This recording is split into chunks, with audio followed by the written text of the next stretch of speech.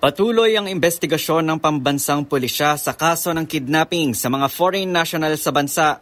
Ayon kay PNP spokesperson Colonel Jean Fajardo, bukod sa 4 na pulis na una nang naaresto, mayroon pa silang tinutugis na mga sibilyan na sangkot sa naturang krimen. Kabilang sa iniimbestigahan ang hindi mo na pinangalalang komandidato noon bilang konsehal sa Maynila pero hindi nanalo sa eleksyon. May mga nagbigay po ng testimonya, sir, at base na rin po ito, sir, sa ginawang case tracking at investigation po ng NCRPO. Kaya natukoy po ito na mahigit 10 po itong miyembro po nitong grupo po na ito.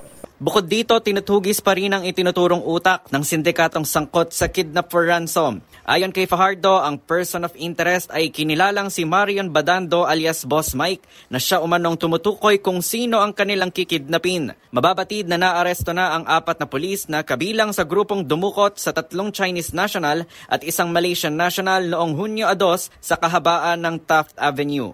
Para sa MBC TV Network News, ito si Kyle Bulias. Sama-sama tayo, Pilipino.